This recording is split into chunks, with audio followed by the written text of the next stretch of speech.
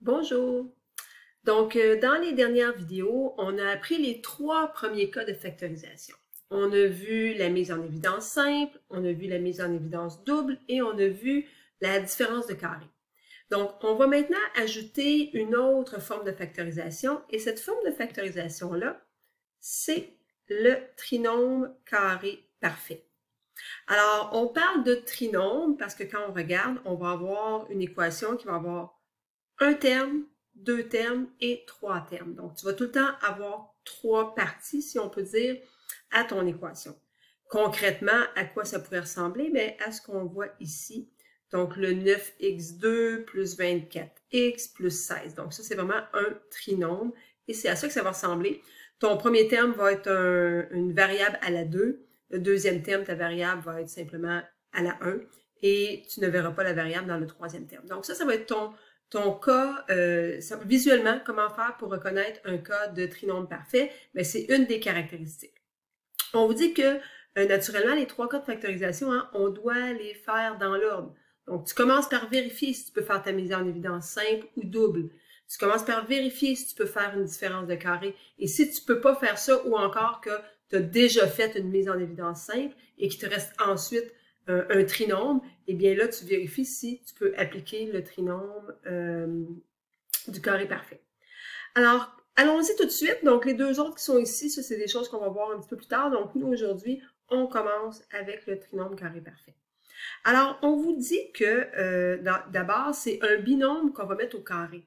Donc, si, par exemple, je prends 3x plus 4 et que je le mets au carré, c'est-à-dire que je fais le travail de dire 3x plus 4 multiplié par 3x plus 4 et que je le résous en allant distribuer à l'intérieur. Je vais avoir 9x2, je m'en vais ensuite distribuer avec mon 4, je vais avoir plus 12x.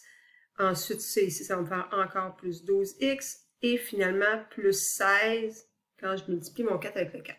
Eh bien, tout ça, ça va me faire 9x2 plus 24x plus 16. Bien, c'est ça qu'on vous montre ici.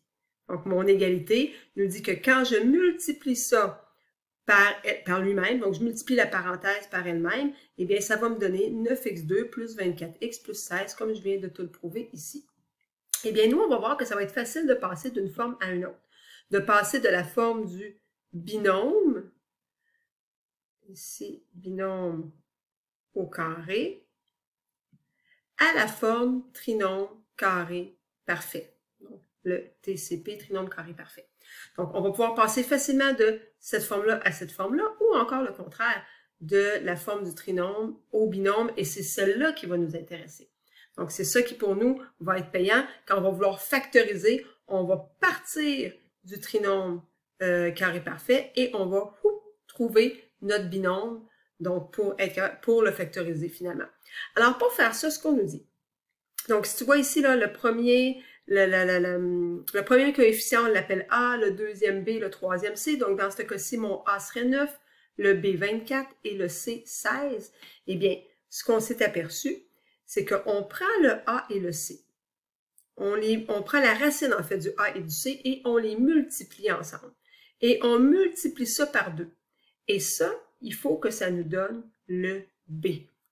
Donc, tu prends la racine de ton A, la racine de ton C, tu multiplies ça par 2 et ça doit te donner le B. Concrètement, encore là, si je regarde dans ce qu'on avait ici, on prendrait la racine de 9x2. La racine de 9x2, c'est 3x. On prend ensuite la racine de 16, qui est le C, hein, parce que dans le fond, pourquoi j'ai pris 9x2, c'est parce que c'est mon A. Et je prends la racine de 16, qui sera à ce moment-là 4. Et je fais tout ça fois 2, hein, parce qu'on fait bien fois 2 ici. Et quand je multiplie, ça va me donner 6x, ça va me donner 24x. Eh bien, c'est effectivement ce que j'ai 24x. Donc, pour vérifier si tu es dans une situation de trinôme carré parfait, il faut que tu vérifies, est-ce que ça, c'est un nombre au carré? Est-ce que ça, c'est un nombre au carré? Et finalement, le nombre qui est au milieu, est-ce que c'est effectif, est-ce qu'il va vraiment effectivement correspondre à la règle qui est ici? Si le B ne correspond pas à ce qui est là, tu n'es pas dans une situation de trinôme carré parfait. Et là, on verra d'autres façons de le résoudre à ce moment-là. Hein, on est rendu au cas 4 de factorisation. Il nous en reste 2 autres à voir, le 5e et le 6e. Donc, si jamais ton B ne correspond pas à cette valeur-là, à ce moment-là, il va falloir voir une autre méthode. Maintenant, les modèles. Donc, ça peut ressembler à quoi? Eh bien, quand tu as une addition, donc tu as une addition ici, tu vas te retrouver avec une addition dans ton binôme. Comme on avait ici une addition, on a une addition dans le binôme. OK? Donc, j'ai une addition ici. Donc, dans mon binôme, j'ai aussi une addition. Dans mon deuxième cas de factorisation, si j'ai plutôt une soustraction dans mon trinôme, je vais avoir une soustraction dans le binôme. Mais là, attention, elle n'est pas n'importe où, cette soustraction-là. Elle doit être entre le premier et le deuxième terme. Donc, c'est vraiment le seul endroit que je peux avoir un moins. Le moins ne peut pas être ici. Donc, visuellement, c'est comme ça qu'on va le reconnaître. On va tout de suite faire des exemples pour que ça devienne plus concret. Donc, je regarde le premier cas ici. Donc, j'ai x à la 2. Donc, effectivement, c'est comme si j'avais 1 x2 et 1, si je peux faire sa racine carrée. 81. Puis rappelle-toi, hein, on avait fait la liste des carrés. Là, donc, si je m'en vais dans le cahier 1, à la page 2, on avait la liste de tous nos carrés. Là, tu peux encore t'en servir. Donc, 81, c'est effectivement un nombre au carré. C'est 9 au carré.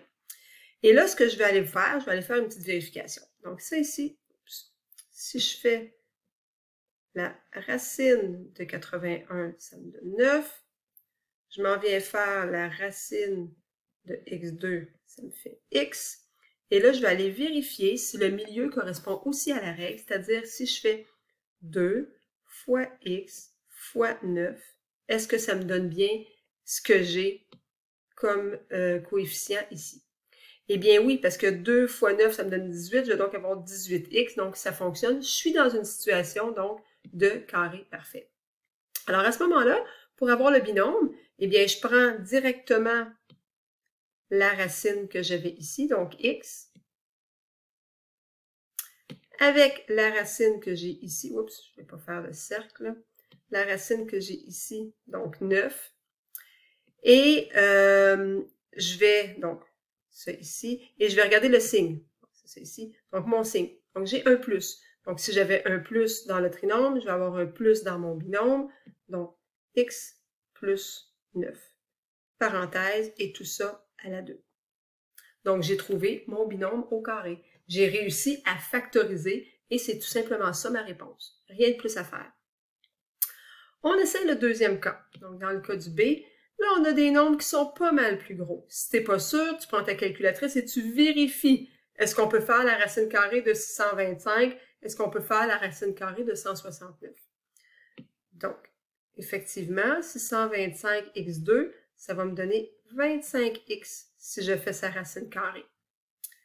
Ensuite, 169, ça va me donner 13 si je fais sa racine carrée. Et là, je m'en viens vérifier si au milieu ça fonctionne. Donc, je dois avoir 2 fois 25x fois 13. Je tape sur la calculatrice et effectivement, ça me donne 650x. Alors, ça veut dire que, encore là, je suis dans une situation de trinôme carré parfait, mais cette fois-ci, attention, j'ai un moins. Donc, c'est la petite différence avec le premier cas. Donc, quand je veux trouver mon binôme, eh bien, je vais avoir donc 25x pour le premier terme, 13 pour le deuxième. Oups, puis attention, justement, là, je viens de faire ce que je ne voulais pas faire. On a dit qu'on avait donc un moins. Oups, on a dit qu'on avait un moins ici. Donc, je vais avoir un moins aussi dans mon binôme. Donc, moins 13. Et tout ça au carré. Si tu veux vérifier si tu t'es trompé, c'est facile. Tu peux refaire ta multiplication. Il n'y a rien qui t'empêche de dire, ben, 25x moins 13 multiplié à 25x moins 13 et de faire ta multiplication pour voir si tu arrives bien à ce qu'on avait au départ.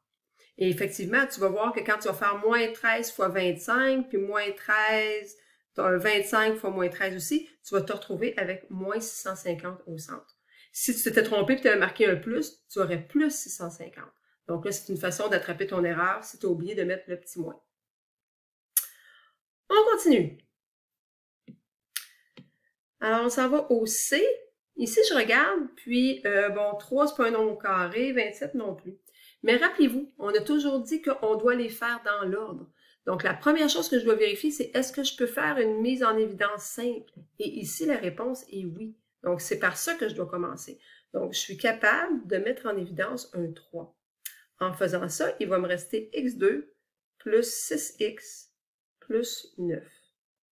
Et là, quand je le regarde, puis je me pose la question, est-ce que je peux encore simplifier? Est-ce que je peux encore retirer des facteurs ici? Eh bien là, je m'aperçois que x2, c'est un carré, 9, c'est un carré, et 6, eh bien pour vérifier si je suis dans une situation de carré parfait, je vais faire 2 fois 1 fois 3, et ça va me donner 6, et 6x dans ce cas-ci. Donc, effectivement, je suis dans une situation de carré parfait. Donc, je vais avoir 3. La racine carrée de x2 qui est x. La racine carrée de 9 qui est 3. J'ai un plus. Donc, je vais avoir un plus. Et tout ça au carré. Et c'est la réponse que ça me donne.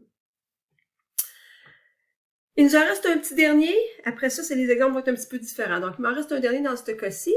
Donc, je regarde rapidement. 4, effectivement, c'est un nombre au carré. Donc, c'est 2 au carré. 9, c'est un nombre au carré parce que c'est 3 au carré.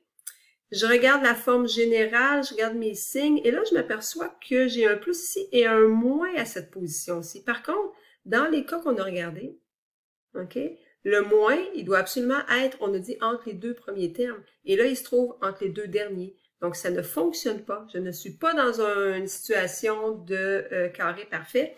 Et en fait, dans ce cas-ci, on va simplement s'écrire que n'est pas un trinôme carré parfait. Et à ce moment-là, il faudra aller voir est-ce qu'on peut le résoudre par une autre méthode. Mais comme on ne les a pas toutes vues jusqu'à maintenant, on ne peut pas aller les voir. T'sais, on voit rapidement que je peux pas faire de mise en évidence simple, je peux pas faire de mise en évidence double, je suis pas dans une situation de trinôme de différence de carré, ni de trinôme carré parfait. Donc, pour l'instant, on va arrêter là et éventuellement, on va voir s'il y a d'autres façons qu'on pourrait le résoudre. Il me reste maintenant EFGH. Donc, pour ces cas-ci, on dit de compléter. On veut faire un trinôme carré parfait et on te demande de compléter.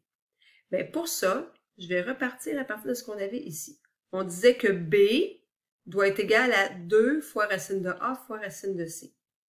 Donc, B qui est ici, okay, B doit être égal à 2 fois racine de A fois racine de C. C'est ce qu'on a comme information. Eh bien, maintenant, le B, on a sa valeur. B, il vaut 4. On a 2 qui va toujours être là. Racine de A, si je regarde le coefficient ici, c'est la racine de 1, ça me donne 1, multiplié par la racine de C. Donc, nous, ce qu'on veut trouver, c'est la valeur de C. Donc, je vais résoudre ça. Ça va donc me donner 4 est égal à 2 racine de C. Je vais donc diviser par 2 et diviser par 2 de chaque côté. Ça va me donner que 2 est égal à racine de C. Je veux pas la racine de C, moi, donc je vais mettre ça au carré de chaque côté.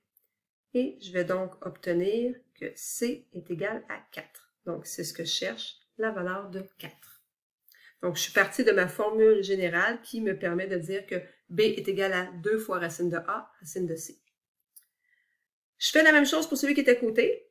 Je vais réécrire ma formule.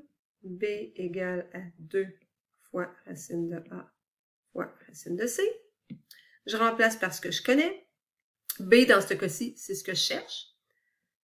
Donc, j'ai mon 2. La racine de 1, c'est 1. La racine de 36, c'est 6.